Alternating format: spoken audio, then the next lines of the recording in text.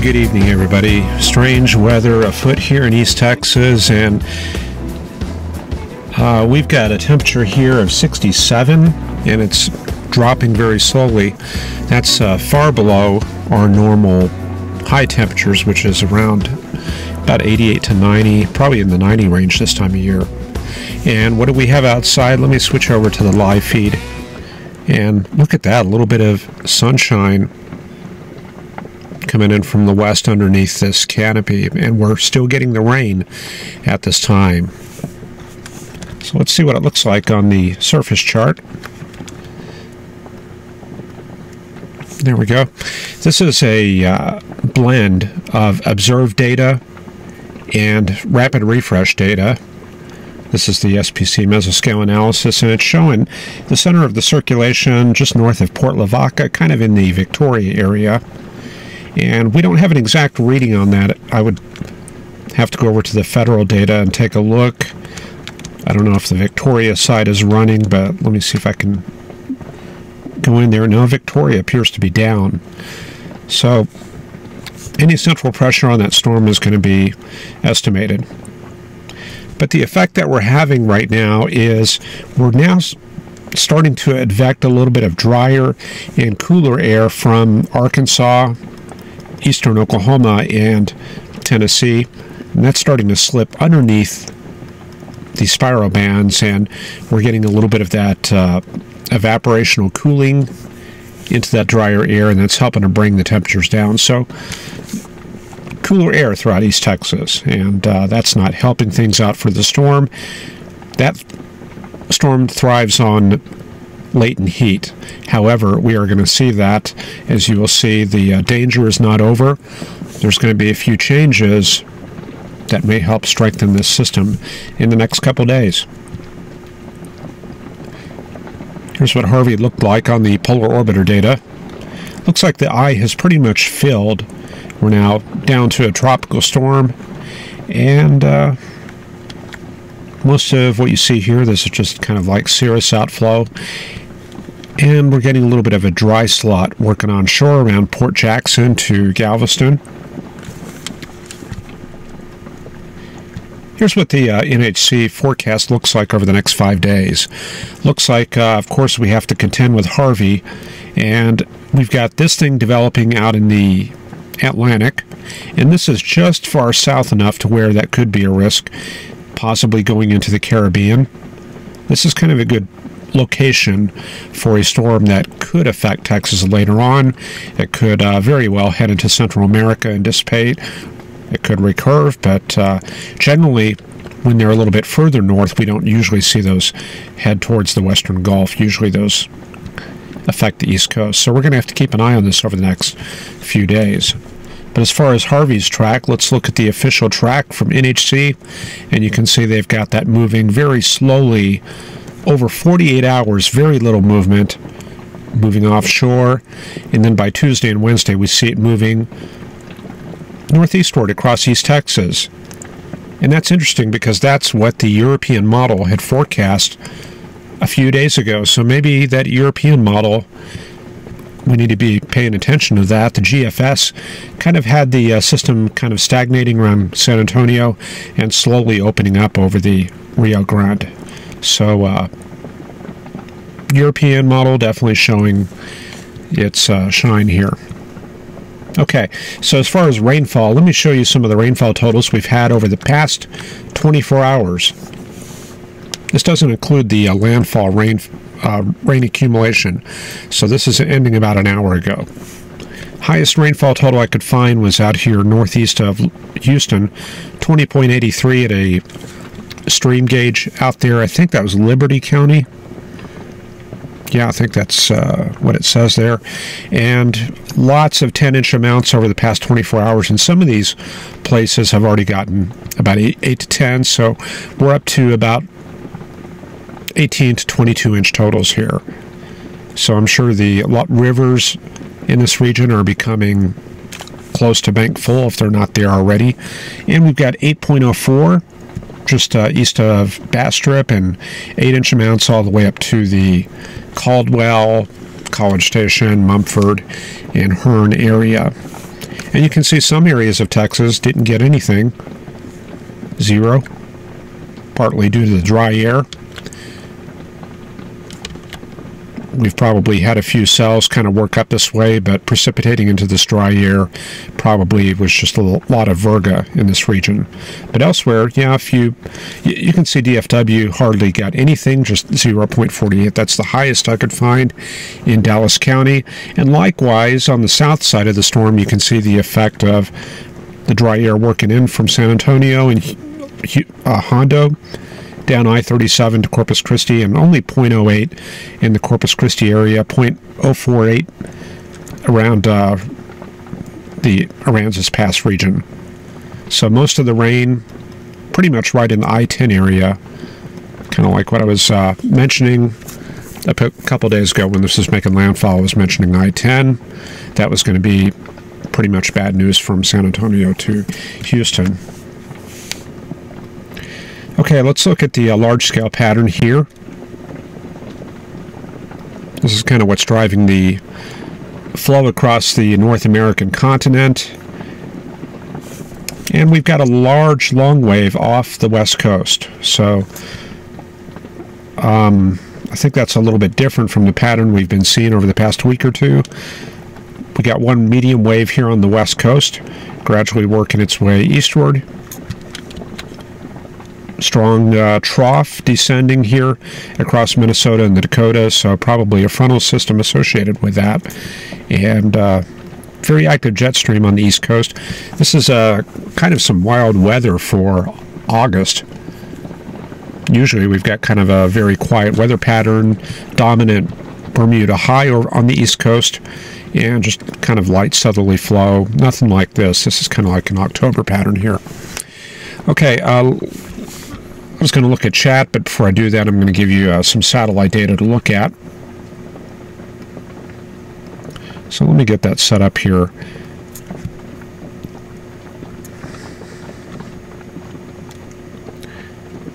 That might be a little bit too close. Let me zoom that out. So we're going to take a look at Harvey here.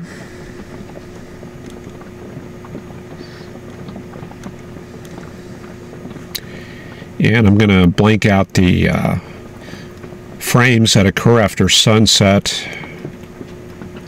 Okay, so we're going to be looking mostly at the 5 to 6 p.m. data. And you can see the overshooting tops. We talked about that yesterday. Overshooting tops corresponding to the stronger storms, and those are working towards the Beaumont, Port Arthur, Houston area, and up towards north of Katy, Tomball, out in that area. All right, let's see. We've got Sue M here, and Ryan says, great discussion tonight, in-depth look at the catastrophe in and around Houston. What lessons can we learn about taking evacuation orders more seriously and preparing ourselves and our families ahead for the next storm system? We have Eddie W. here, Ron Chalfont and Burl H., Alexi, Kevin, Michael Burrell, Fun with Tech. Events beginning for Houston evacuees. Ron asking, what kind of personal weather station do I have? I've got a Davis Monitor 2 that I've had for a long time, and I still love it. The problem is there's a junction box where all the like Ethernet type cables come together, and that disappeared during the move, and I haven't been able to replace that, so the system's offline right now. And basically I'm just using a Taylor temperature sensor here at this time. And I'm getting 67.3 as we speak. The scramble to safety is like a life and death match from Ryan there. Carl Berghoff says, Tim, hope all is well. Yeah, we've only gotten about an inch here. Inch and a half, just kind of a light, steady rain all night. So I'm not really complaining. Things could be much, much worse. And we're on high ground here. We're about 150 feet above the Trinity River here, so there's absolutely no chance of flooding where I'm at.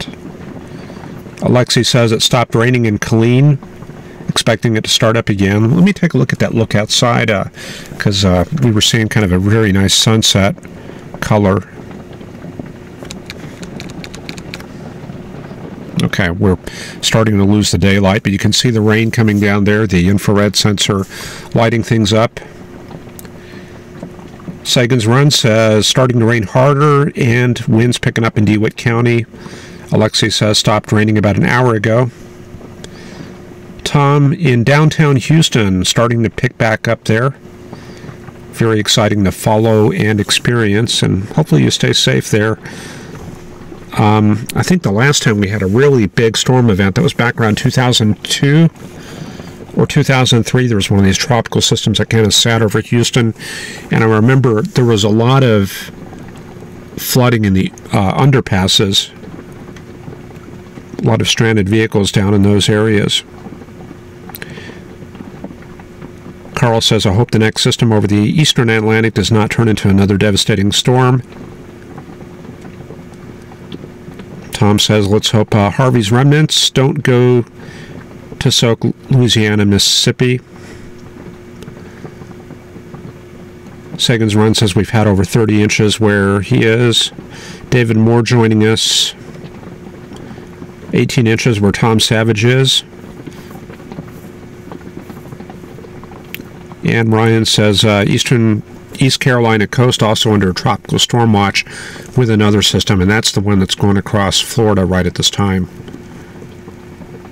And Sagan's Run says the time between these events is so long that people forget it's very important to prepare for these events. And Ryan mentions Tropical Storm Allison 2001. That was the big one that flooded Houston there. So let's head back to the charts. No, not the opener. Okay. I'm just sitting here clicking buttons. All right, there we go. So, yeah, there's the remains of Harvey, and then up in the Panhandle, we can see a little bit of thunderstorm activity. This is what's a little bit normal. Storms on the high plains in that region right there, a little moisture working its way up into the higher terrain. Okay, let's see here. What's up next? The thickness. This gives us a look at the synoptic scale pattern, and we can see a frontal system off the east coast right here. Looks like a Bear Clinic low, and that extends into Florida, kind of like this. Looks like a cold front. And then this front is being fed by this high pressure over Maine. So we're getting some cold air advection working down the east coast. Very mild weather in that area. And we saw 50s there yesterday across upstate New York. Very pleasant weather. And then up in the Panhandle and the high plains. Looks like high pressure there also. A little bit of high pressure region there.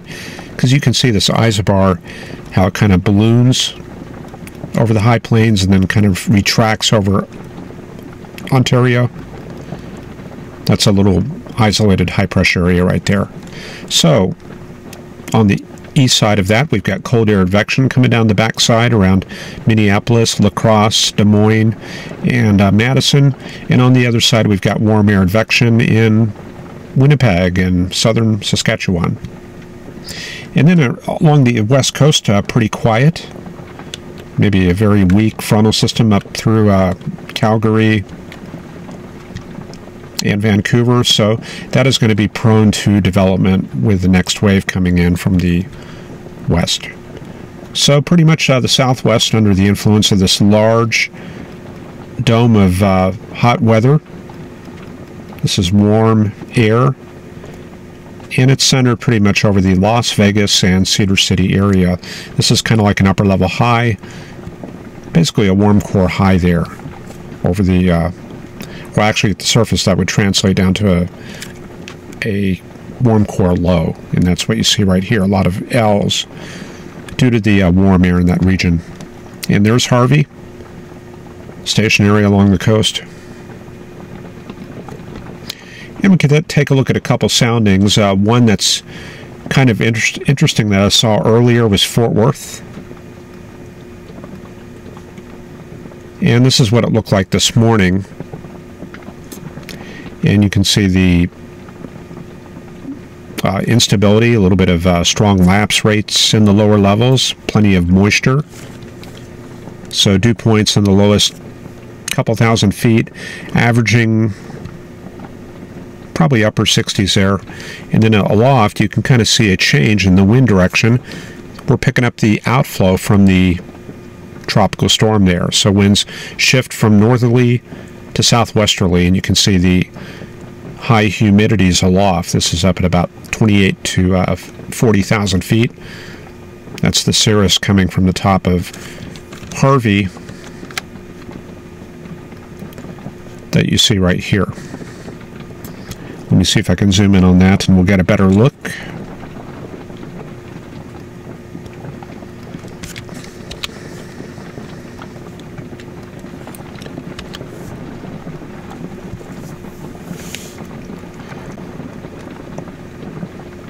Okay, so there's the satellite animation.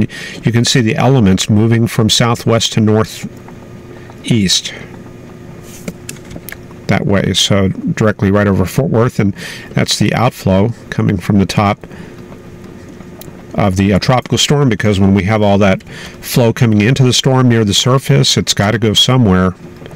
So it's ventilated aloft, and the more ventilation we have, the greater pressure falls we can get in the core of that storm. So what we see there on the soundings is a reflection of that aloft. And let's see if we can get the latest sounding. The one you saw was for this morning. So I'm going to set the time parameters here, and we'll... Okay, so we're looking at the current SQT, and very similar pattern to what we had this morning. There's the outflow cirrus right there, and there's the southwesterly flow aloft with 25 to 30 knots ventilating that storm there. And then here, this is the inflow coming into the circulation. So it looks like it pretty much transitions right around maybe 25,000 feet. Okay, let's see here. Let's see what's going to happen over the next 24, 48 hours. This is the high-resolution rapid refresh. And maybe I can show a little bit of radar before we get into that. That way we can kind of verify what we're seeing here.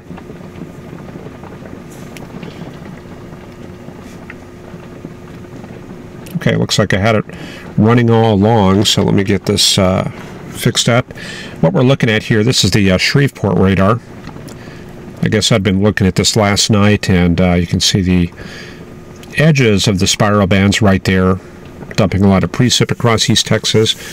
But we're going to need to shift down to the Houston radar to see what's going on in that area. And while we're waiting on that, maybe we can look at some storm totals. So I'm going to use College DuPage, and they've got a very good weather site. We go to Weather Analysis Tools and Radar. And then on the left, we click on Radar Sites. And we can click on the Houston radar. And this will give us a lot of different products that are pretty useful. You can see the heavier convective elements. Pretty much, it seems like for the past 2 days, they've been just hammering this area around Katy, Richmond, west of Alvin. This whole area has been really getting hit by precip. Fortunately, it looks like the severity has died down, but let's see what they've got for a storm total. And I'm sure we're going to see some amounts well over 10 inches. I'm going to shrink this down so you can see the scale. Let me see if I can get that to show up.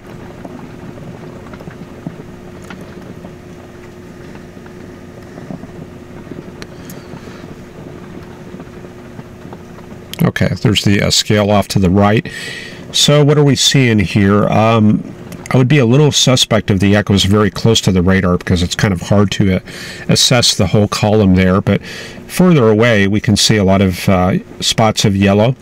So yellow, that's going to put us up in the 28-inch range. And then we see widespread,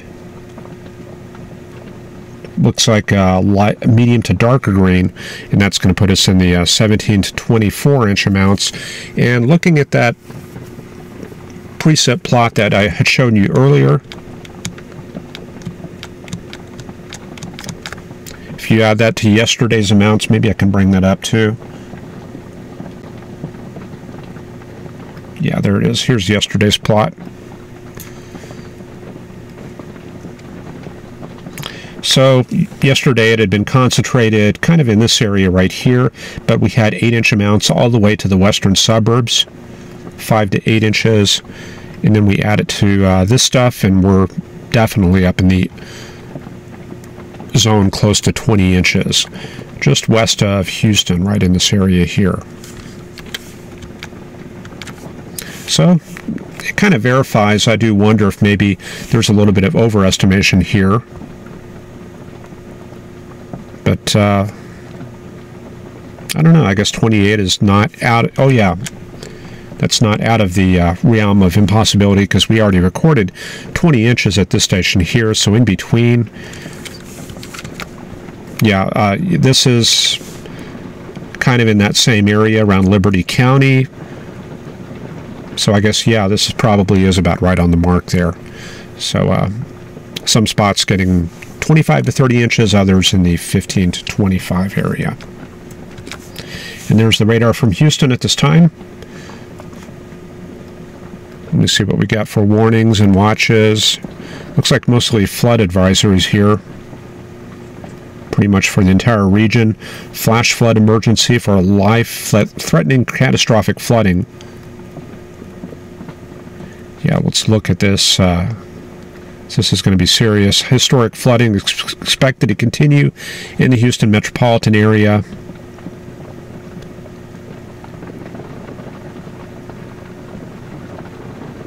And we don't have any exact amounts in this bulletin, but obviously we're seeing something that's similar to Allison, or probably even worse than that. Okay. So there you go. And the problem is this is going to get worse, because we're going to take a look at the model data, and we're going to see what's going to happen over the next 3 days. So there's the main precip shield way up there over the woodlands up to Lufkin, and then the heavier convective elements down in this region here. So what are we looking at overnight? Let's see here. We're going to run this animation. And one thing that you want to look at is the 1002 millibar line. See this right here? That's a good line to follow, because instead of just kind of watching the thing spinning around and moving out to shore or moving towards the coast, this gives us kind of like a benchmark to look at. So let's see what happens. So you see how big that is, probably about 125, 150 miles. So overnight, looks like that widens out. So maybe we're looking for a little bit of intensification as it moves to the southeast here. The main primary band here starting to set up from the Houston area southward. And looks like there's a shift eastward on that towards the Beaumont area. So maybe we're going to start picking up some flooding there around Lake Charles, and possibly up to the area just south of Lufkin. 1002 widening out.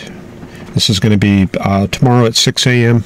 And then at the end of the high-resolution rapid refresh run, this is at 11 a.m. And we've got even a wider 1002. And it's centered, let's see, where would that be? That would be northeast of Port Lavaca. Maybe southwest of Port Jackson there. So looks like we're going to see a little bit of intensification as this gets back out over the waters. Maybe a little bit of upper level divergence helping to get that thing going. However, the only thing that's really causing a problem is this dry air starting to come in the backside here. That kind of works against it. But certainly plenty of precipitation there along that primary convective band there. So let's switch over to the NAM. And we'll look at the path on this thing. So here's a 1006. And we're looking at it tomorrow morning. So we're seeing a movement kind of drifting up the coast. 1006 widens out quite a bit, and we see the central pressures dropping on this 10 a.m. run. So it looks like we're going to see a little bit of intensification. Probably not to hurricane status, but certainly in the tropical storm, maybe the upper tropical storm realm there. Then we see it making landfall around Wednesday. And then we see it working in and inland and following the coast, that the track that the European model had forecast a couple days ago. So that was taken at northeast. And once it gets pretty far inland like this, then that's when we're really going to see it start breaking up. So what do we got for precip amounts? Let's take a look.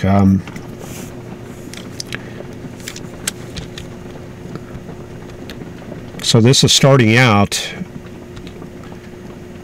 the run at 18Z. So now we're adding on to those precip amounts that we had earlier today. So as the system moves out into the coastal areas, we see more precip coming down in the Houston area. And then by Tuesday and Wednesday, an additional 5 to 10 inches. And possibly adding 12 to 25 inches at the end of this run on Wednesday and Thursday. So you can kind of see that this is some serious precip amounts. So I'm kind of wondering if maybe we're going to see some 40 or 50 inch amounts by the time all this is over. And then we see that spread up to the northeast as the system goes up the up in East Texas later next week. European run is looking like this. This definitely bears watching. This is this morning, 999 millibar low. And then by tomorrow morning, moves to the coast, fails a little bit, since it's been sitting over land overnight. And then a little bit of deepening as we get into Tuesday morning. Then it moves up the coast, very good agreement with the other models. Wednesday morning, a little bit deeper, moving across Houston Bay. And then up in East Texas, kind of like it was originally forecasting from the very beginning. And then I'm looking for towards the 3rd and 4th. Yeah, here comes that cold air. This is the next thing to look forward to. Big old 1035 millibar high there at the end. So we're going to look forward to that and hopefully start drying out Texas. And this is a very big cold front, unusually strong for this time of year. And that'll be moving south, just widespread cold air advection. I'm really hoping that that comes together because we could use that cold air. And that should blast through Texas around the 4th or 5th.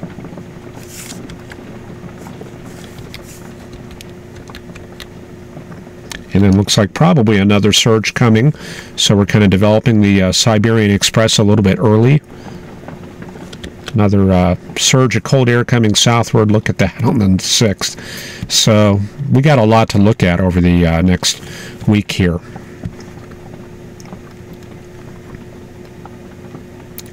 Okay, then we'll take a look at the GFS here and see what the forecast is on this very quickly.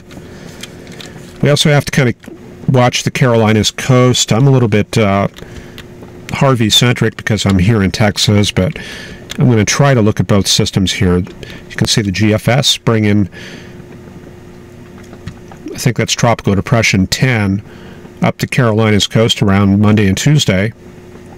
Not too much development with that, and then we see Harvey moving northeast across Houston, more damaging precipitation in the Houston area. So anybody that's in Houston and subject to flooding, if things are looking good now, you should probably be prepared for things to get worse here over the next few days because we're just going to get more and more of this precip until Thursday when Harvey clears out. And then Tropical Depression 10, whatever it's going to happen to that, looks like it's going to be moving just off the Long Island, New Jersey coast. recurving out to sea, and that's been kind of the trend with that model over the time frame next week. And GFS has Harvey drifting northeast into northeast Texas by Friday. And I think the European model, we've seen that that's a little more aggressive, pulling Harvey northeastward. GFS going a little bit more pessimistic, keeping that thing in Texas. And then the cold air outbreak. GFS not quite so bullish on that, just 1022 millibar high over Manitoba. And the focus on that is going to be more towards the Midwest. But looks like another possible cold surge. Here's the next one coming down around the 12th. And then as far as precip amounts, let me see if I can pull that up. Yeah, here we go. Forecast GFS amounts starting from noon.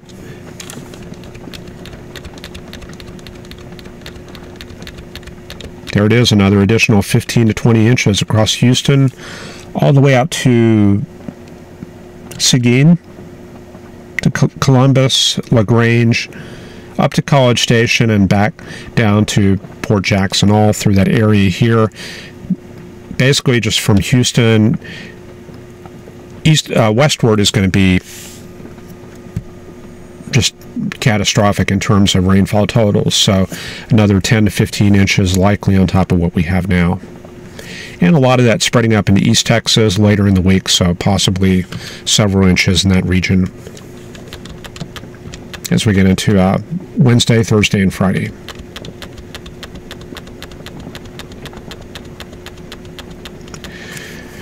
Okay, so let's see here. That's pretty much the forecast there. I don't think there's much more I can add to that. Just moving the remains of Harvey out. It's going to be a very, very slow process when we do the webcast tomorrow night. We're probably going to be looking at a very similar picture to what we have right now. And then about a week from now, we'll be watching that next cold outbreak to come down south. So let me take a look at chat and put up the radar. So there's the Houston radar. You can see Houston right here. And we're just going to continue seeing these convective bands moving to the northeast, and then more redevelopment to the southwest, and moving into the Houston area and recurving northwest. So that's going to continue dumping a lot of precip over this area. And I might lean a little bit more northerly than the models are showing, maybe up into the College Station area and the Woodlands. That could be a possible additional flooding area around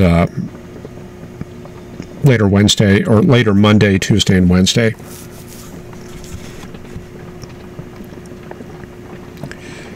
Okay, a lot of chat here. I'm just going to scroll through this very quickly. Sagan's Run, 158 degrees above, 158 feet above sea level, on the east side of a small hill. A little fruit tree damage. Sue M. watched a Texas TV Met who strongly disagreed with the model going out to sea and intensifying. Guess no one is sure. And it's very hard to tell. Generally, once we get out to that 12 to 24-hour point, there's really no way we can forecast just based off rules of thumb and experience. We're heavily reliant on the dynamical models here. So, you know, we do excel in the 6 to 12-hour point, and beyond that, all we can do is kind of go with a consensus of the models. Or if we've seen the models do a certain thing in this kind of event, then we can kind of use that for our prediction. Emergency orders in place for forced evacuation downstream. I guess that's in the Houston area.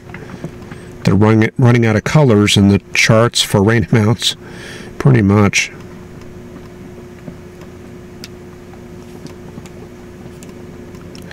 A little discussion there about Lake Conroe Dam, Lake Livingston Dam.